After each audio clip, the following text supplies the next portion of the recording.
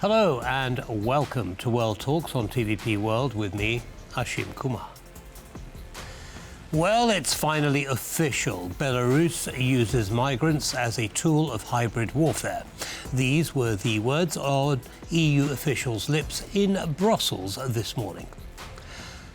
This confirmation comes just as the regime in Minsk moves migrants from its border with Poland towards Russia, as Belarusian President Aleksander Lukashenko tries to avoid domestic upheaval ahead of the Sham election scheduled for Sunday.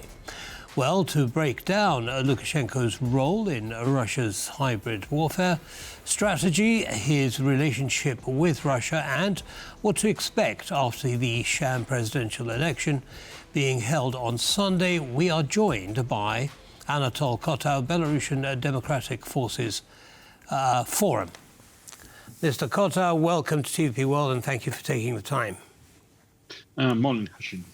Good morning to you. So, talk to us about the strategic aims of having migrants on the border of the European Union. What are they?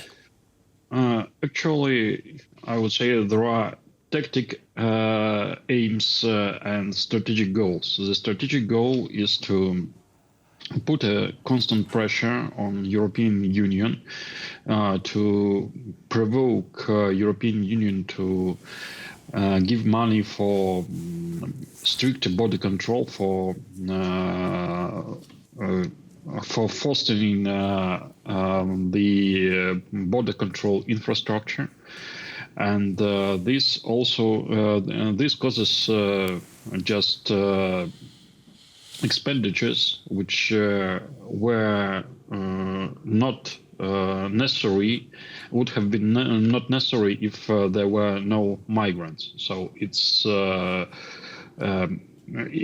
strategic goal is to aim at European countries, especially bordering countries, neighbor countries, for Belarus financial system. On the other hand, there is a tactic aim sending migrants to Europe, sending migrants to attack European border. Lukashenko tries for almost 3 years to engage in some sort of dialogue on this issue with the European Union. Okay, thank you for that. Now, Belarus isn't involved in any overt aggression. Russia, of course, is. So it's we assume, and certainly there is evidence to back it up, that this is at the behest of Russian President Putin as part of his hybrid warfare strategy globally. What does Putin get out of this, and how is this actually implemented on the ground? Actually, the Putin gets the same thing that Belarus.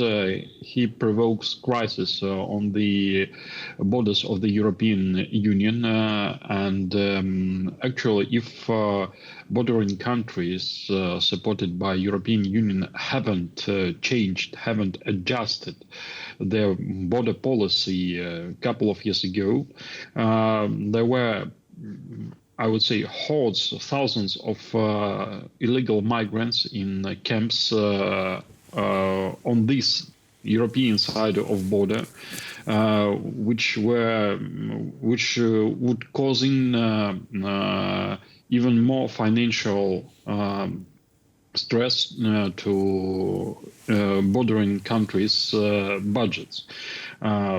Only the introduction of the so-called pushback strategy, or no allowance to get to European Union illegally, has eased this process. But unfortunately, we see that thousands of migrants are still being reported to reach not only Latvia, Poland, to some extent Lithuania. They are reaching Germany and other countries. So unfortunately, it's still next to impossible to close the border not to allow illegal migrants to cross it. Right. Well, Poland's on the front lines of this attack, this hybrid attack, and the Polish government has been making this point clearly that this is a danger to the integrity of many EU countries and many EU borders. But it's only now that we actually have official confirmation from the EU. 4 years later, give or take. What's taken so long? Actually, the evidence that this migration crisis on the eastern flank of European Union has been orchestrated by Belarus and Russia, were even at the beginning of this crisis, because there were thousands of videos showing that Belarusian border guards were and are not only stopping the migrants, they are assisting them, they are providing them with the instructions, with some stuff, with ladders and other instruments to cross the border. Now, of course, there were publications also in Polish media with the documents showing that the routes of the migrant traffic are going back to the administration of the president of Lukashenko. Several state-controlled travel agencies were involved. But of course, if we speak about legal or judicial point side of this issue, it takes time to make the evidence to become a proof. Right, so it takes time before it's actually officially recognized by the EU, and in this case we're talking about 4 years, in which case many things can happen. And you've already mentioned thousands of migrants getting through the borders of the EU. Now, there is evidence that Lukashenko is moving some of these migrants away from borders with EU countries and towards Russia. And the consensus is that it is to, prevent any kind of disruption on the streets related to his upcoming Sham election this Sunday. What do you make of that argument? Actually, from my point of view, these processes are not so closely connected to each other, because migrants which are trying to get to European Union, they will not cause any problems on the streets of Belarusian cities with regard to the elections. So why is Lukashenko doing this now? I guess it's some sort of a tactics to find a little bit more room to open this window of opportunities to talk to Western countries, because he knows that there are several issues which are, bothering European Union. It's about political prisoners, which are being constantly released since June last year. It's illegal migration, and since also June of last year, the number of illegal migrants on the Polish border has become stable, and there are less migrants in comparison to the beginning of the last year, right, or June of the year 2023. Okay. So without solving these issues or showing some sort of readiness to solve these issues. So he's opening the door to some kind of dialogue with the European Union.